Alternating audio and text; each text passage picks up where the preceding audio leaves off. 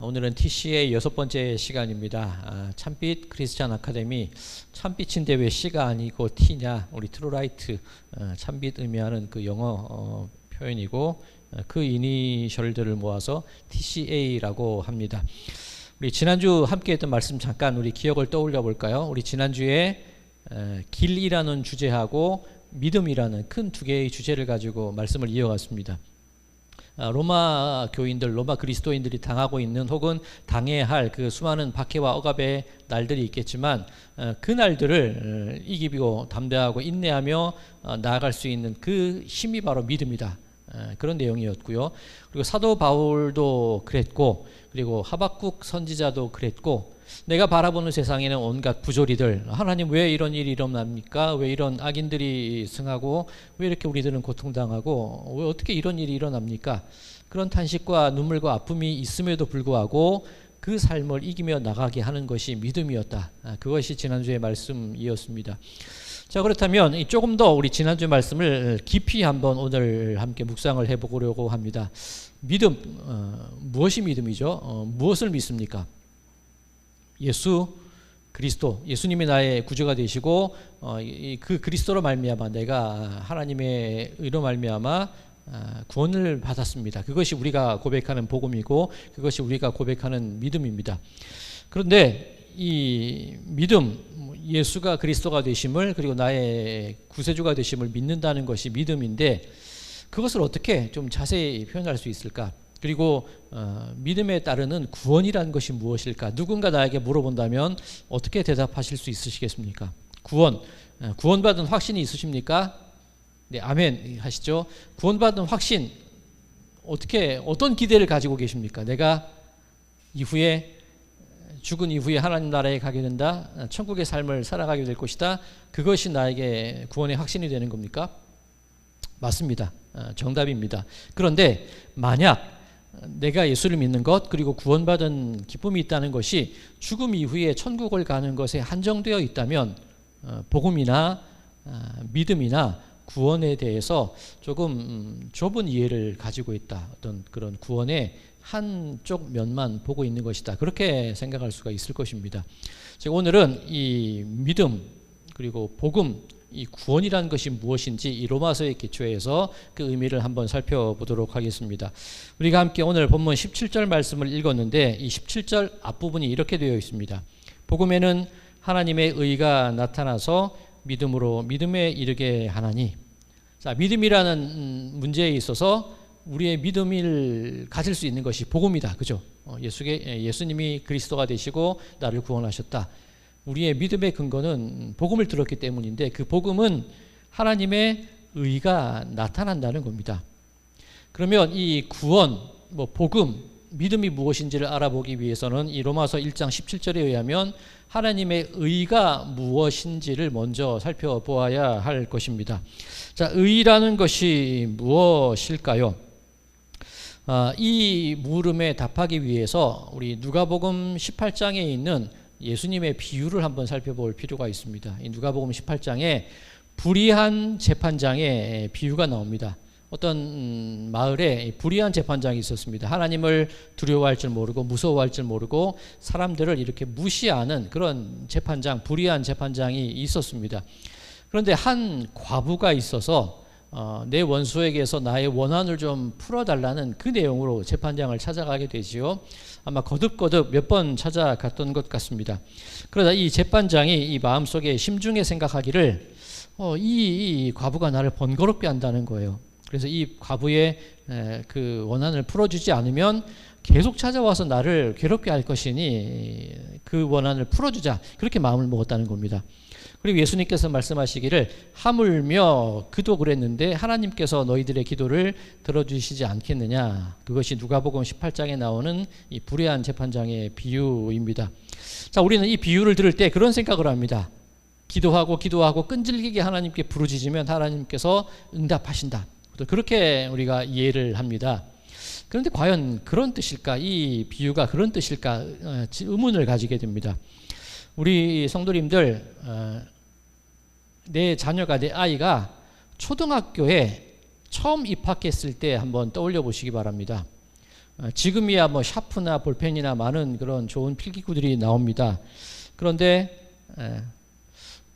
여기 계신 분들 자녀도 이미 샤프를 쓰던 세대인가요? 내가 어릴 때 한번 생각해 볼까요? 필기구 무엇을 쓰셨죠? 연필을 쓸 때입니다. 연필을 깎아서 가야 했습니다. 근데 초등학교 입학하는 첫날 그 아이가, 자녀가 혹은 내가 너무나 기뻐서 엄마 나 연필 깎아야 돼, 칼 줘, 이러면 바로 칼을 주실 수 있으시겠습니까? 감사합니다. 감사합니다. 너무 뜸을 들였나요? 처음에 이렇게 연필을 깎아서 필통에 넣어서 보내게 됩니다. 왜 그렇습니까? 그 칼이라는 것이 위험한 물건이거든요. 그래서 아이가 아무리 조른다고 하더라도, 아무리 자신 있게 내가 해볼 수 있다고 얘기를 한다 하더라도 그 칼을 함부로 아이들에게 쥐어줄 수 있는 건 아니에요. 물론 가정 형편에 따라 스스로 그것을 깨우친 분들도 계시겠지만, 보통이라면 위험한 물건을 아무리 아이가 조른다고 해서 아이에게 덥석 내주는 부모는 아마 없을 겁니다. 만약에 하나님께 부르짖고 끈질기게 밤낮으로 기도해서 들어주신다, 그것이 이 비유의 뜻이다라고 생각을 한다면, 불의한 일이든지 아니면 나에게 위험이 되는 일이라든지 다른 사람을 상하게 하는 일이라 할지라도 끝까지 매달리면 들어주신다는 그런 얘기일까요? 번호 6개만 좀 알려주시면 제가 살 것 같습니다라고 아무리 기도해도 하나님이 안 들어주셔요. 그렇죠? 그것이 내 삶에 크게 도움이 되지 않는다고 생각을 하시는 것 같습니다. 즉 끈질기게 부르짖는다고 들어주신다는 그 의미가 아니라는 그런 뜻입니다. 그러면 이 비유를 조금 자세히 살펴보아야 하는데, 이 과부가 재판장을 찾아가게 된 그 이유를 조금 자세히 살펴볼 필요가 있습니다. 18장 3절입니다. 그 도시에 한 과부가 있어 자주 그에게 가서 내 원수에 대한 나의 원한을 풀어주소서 하되. 자, 이 이야기의 주인공은 한 과부입니다. 이 당시 유대인들에게 있어서 여성이라는 신분은 그저 차별받고 사람으로도 대우받지 못하던 그런 존재였습니다. 게다가 과부래요. 자기 스스로를 보호할 수 있는 아무런 능력이 없는 상태를 의미합니다. 이 당시 뭐 고아와 과부하면 그저 연약한 사람들 중에 가장 연약한 사람들을 의미하는 그런 단어입니다. 그 과부가 원수가 있대요. 무슨 억하심정이 있어서 원수를 만들었겠습니까? 이 공동번역 성경을 보면 나의 억울함을 풀어주십시오, 그렇게 번역이 되어 있습니다. 원수, 이 원한이라고 표현되어 있지만 이 과부에게는 억울한 일을 경험한 것이 있다는 그런 뜻이 되는 겁니다. 그렇다면 이 과부가 재판장을 찾아가서 거듭거듭 찾아갈 수 있는 가장 중요한 원인이 무엇이냐면 억울하다는 거예요.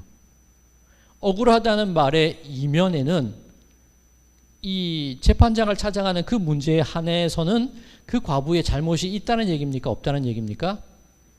억울하다는 얘기는 누군가 다른 사람이 그 과부에 대해서 잘못된 일을 행한 것이고, 적어도 그 문제에 있어서 그 과부는 의로운 부분이 있다고 말할 수가 있는 겁니다. 즉 과부가 끊임없이 재판장을 찾아갈 수 있는 가장 근원적인 원인이 무엇이냐면 나는 그 문제에 있어서 당당하다는 거예요. 그렇죠? 정당하다는 겁니다. 즉 하나님께 부르짖을 때 끊임없이 찾아가라는 그런 의미가 아니라, 내가 드리는 기도의 제목이 합당한가 그렇지 아니한가, 그것도 한번 살펴볼 필요가 있다는 뜻도 됩니다. 사실 예수님께서 이 비유를 말씀하실 때에 제일 처음에 이 비유의 뜻이 무엇인지를 먼저 말씀을 해 주셨습니다. 이 비유가 시작이 될 때에 누가복음 18장 1절이 이렇게 시작이 됩니다. 예수께서 그들에게 항상 기도하고 낙심하지 말아야 할 것을 비유로 말씀하여. 이 비유의 목적이 무엇이라는 거죠? 항상 기도하고 낙심하지 말라는데 이 비유의 목적이 있는 겁니다. 끊임없이 부르짖어서 하나님의 마음을 움직이라, 그 뜻이 아니라 세상 속에 내가 억울하고 답답하고 눈물 나는 일이 있더라도 그것에 낙심할 필요가 없다는 거예요. 하나님이 계시기에 내가 낙심하기보다는 하나님께 그 모든 일을 맡김으로 말미암아 그 일이 해결될 것을 소망하라는 그런 뜻이 되는 겁니다. 즉 이 과부에게는 의로움이 있었고 그 의로움으로 말미암아 재판장을 찾아가는 열심이 주어진다는 그런 얘기가 되는 겁니다. 자, 사람과 사람 사이에는 그럴 수 있습니다. 사람과 사람 사이에 이 갑과 을의 관계 아니면 강자와 약자의 관계 속에서 대부분 이 약자가 그런 억울함을 당하고 그 마음 가운데 의로움을 가지고 이 원한이 안타까움이 이 억울함이 풀어지기를 바라는 그것이 우리의 현실이기도 합니다. 그런데 얘기를 조금 확대시켜서 하나님과 우리와의 관계 속에서 하나님이 강자, 갑 좀 표현이 이상합니다만 뭐 이 비유에 제가 드린 말씀을 그대로 연결시키자면 하나님이 강자고 하나님이 갑인데 내가 하나님 앞에 의롭다고 주장할 수 있는 부분이 과연 있을까요? 하나님 앞에 내가 당당하게 나아갈 수 있는 가능성이 있을까요?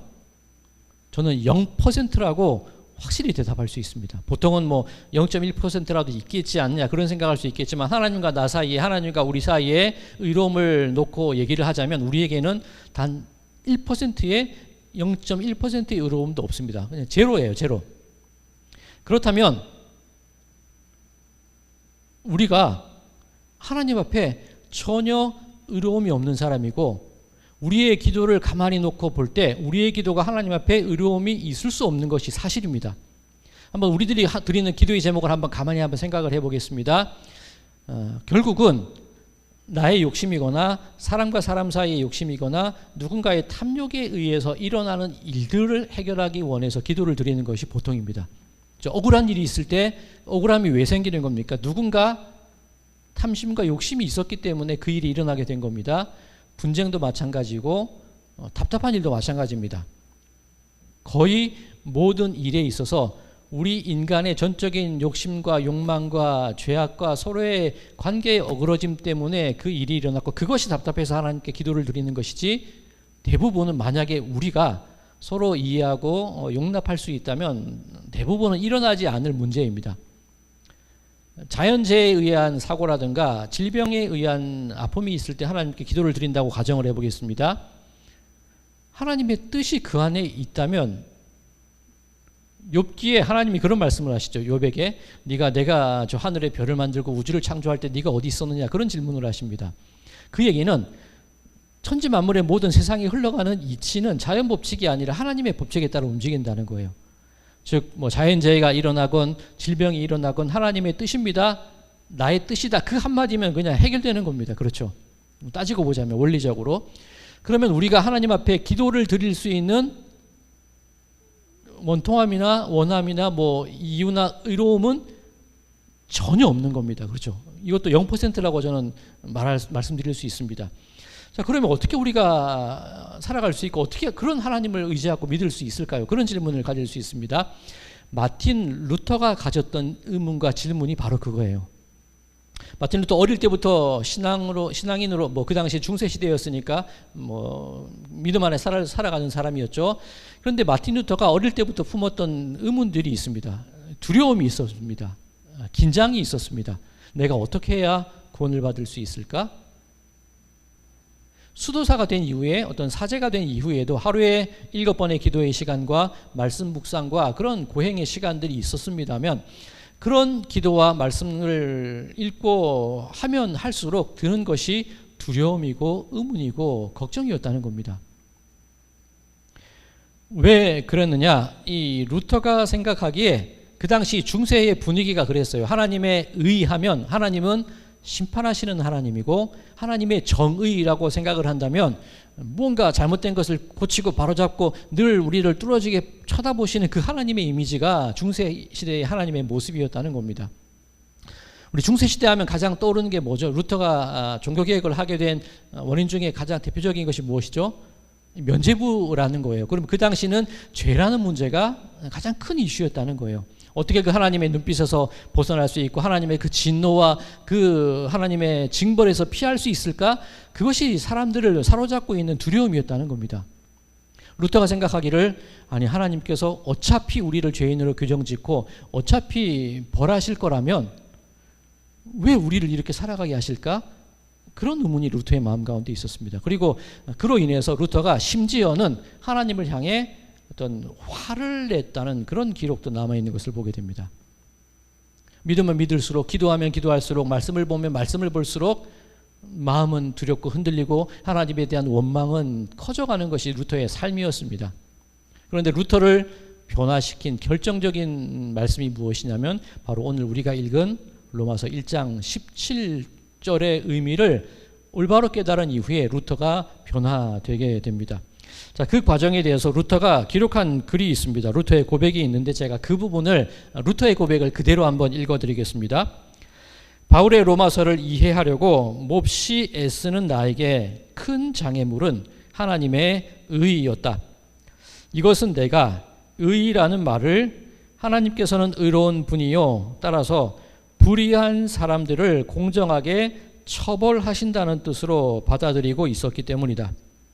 그때 나의 상황으로 말하면 수도사로서는 털끝만치도 흠잡을 데가 없었지만 하나님 앞에서 여전히 마음이 괴로운 죄인이었기에 도무지 나의 공로를 가지고는 그분을 누그러뜨릴 자신이 없었다. 그러므로 나는 공정하고 성난 하나님을 사랑하지 않았으며 오히려 증오하고 그분에게 투덜댔다. 이게 죄만을 강조한 그 결과 나타났던 루터의 반응이었다는 겁니다. 오늘날에도 마찬가지입니다. 늘 죄에 짓눌려 사는 사람들 어디 불안하고 불안해서 살 수가 있겠습니까? 회개한다 한들 그 회개가 나를 씻을 수 있을까요?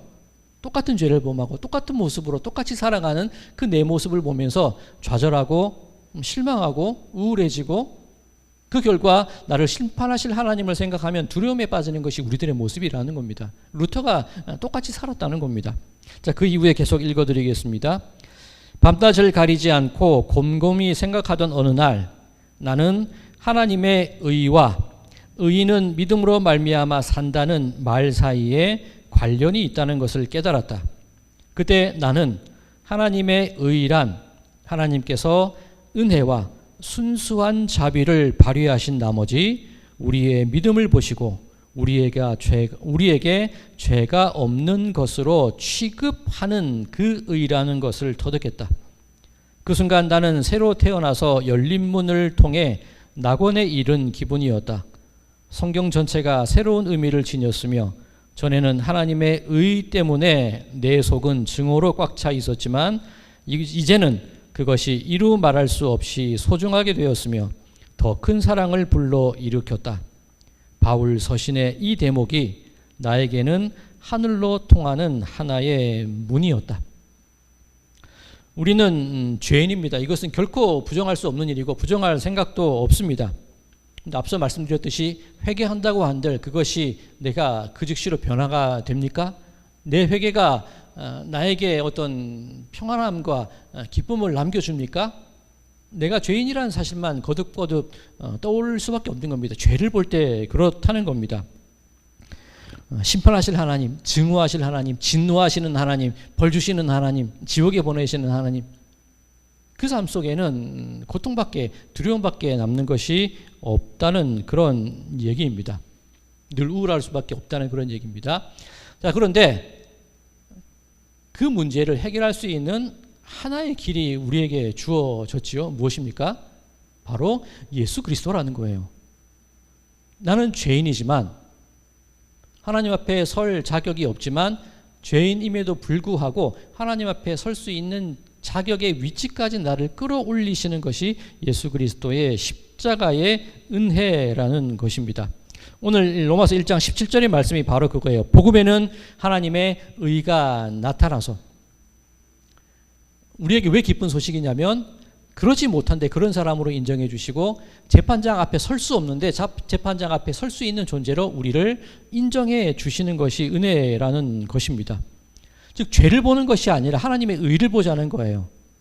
날마다 실망하고 우울하고 답답함 속에 진노하시고 징벌하시는 하나님을 보는 것이 아니라 예수 그리스도를 보내셔서 우리를 용서하시고 우리를 은혜의 자리로 이끌어 주신 그 은혜를 바라보자는 거예요. 복음에는 하나님의 의가 나타난다는 의미가 바로 그것입니다. 하나님의 의는 벌 주시는 그런 정의가 아니라 그렇지 않은 우리를 이끌어 올려서 그런 사람으로 인정해 주신 그것이 하나님의 의라는 것입니다.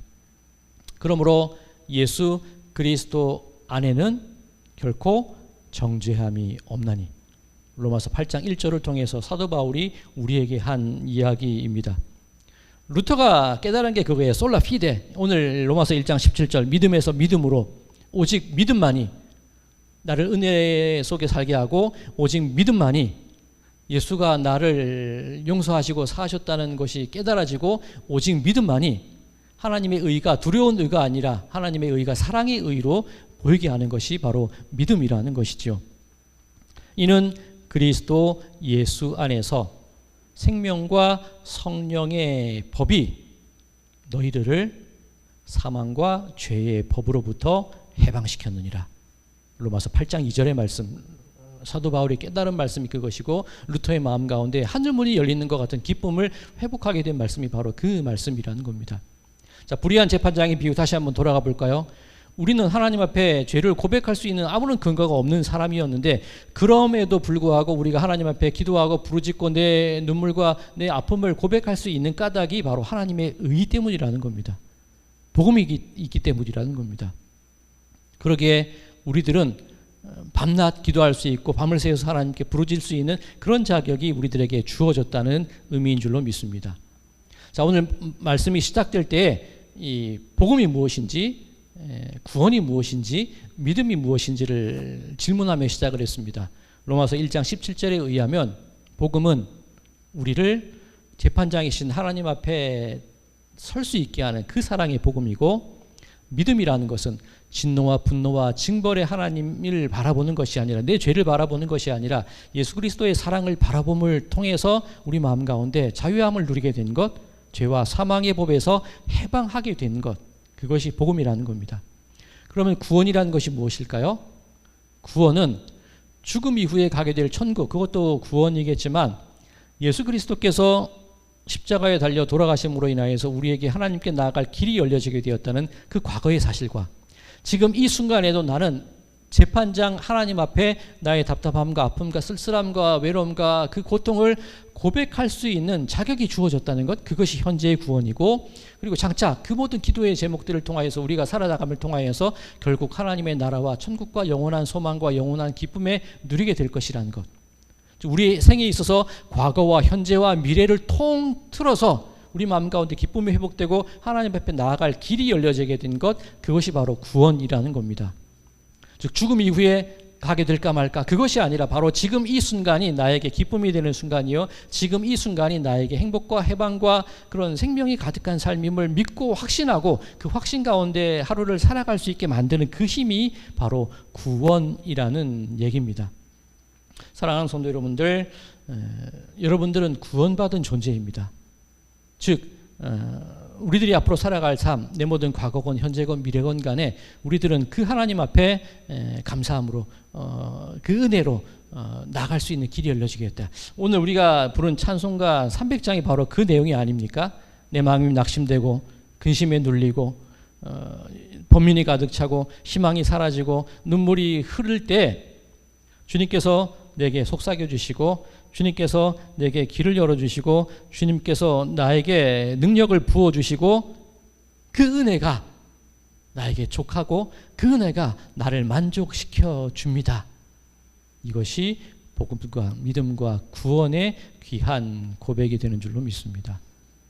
오늘 그리고 앞으로 살아갈 우리들의 모든 삶 속에서 구원받은 자의 기쁨을 가지고 살아가심을 통하여 내가 어디를 바라보느냐, 하나님의 그 복음과 사랑과 은혜와 그 기쁨을 바라보고 그 속에 나아감을 통하여서 하루하루 어떤 감격과 기쁨과 환희와 그런 즐거움 가운데 이 하루를 우리들의 삶을 살아나가시는 모든 분들의 삶이 되시기를 주님의 이름으로 간절히 축원드립니다.